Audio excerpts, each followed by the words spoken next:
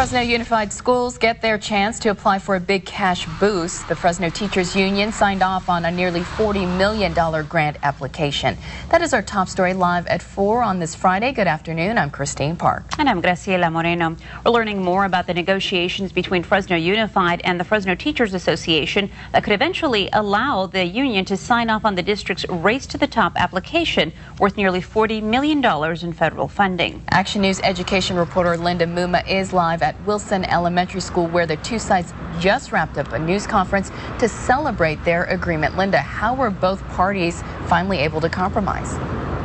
Well, the biggest sticking point so far, and it came up again today, is that preventing the FTA from signing off on the application was how teachers would be evaluated. Now, the fear going into negotiations was that Fresno Unified would use state standardized tests as the only measure of teacher performance, because that was what was being done in other states that had applied for the grant. But today we learned that both sides actually have some wiggle room in determining how teacher evaluations would be conducted as part of Race to the Top. So in order to sign off on the document in time for today's 1:30 deadline, both sides agreed that multiple measures would be used to determine student growth, but those measures still need to be negotiated.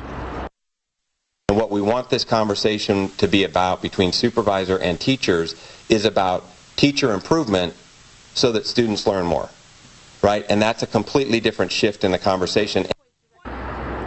Now, other compromises the two sides made during negotiations include a portion of the grant money would be used to provide kindergarten teachers with instructional aids in the classroom, and that teachers would be given 9 days a year for planning for implementation of some of these new changes as part of Race for the Top. But probably the biggest outcome from all of this, the FTA says, is that it has now established a new working relationship with the district. It is now looking forward to working even more with the district and to receiving good news come December, when the results for Race to the Top will be released. Reporting in Central Fresno, Linda Muma, ABC 30 Action News.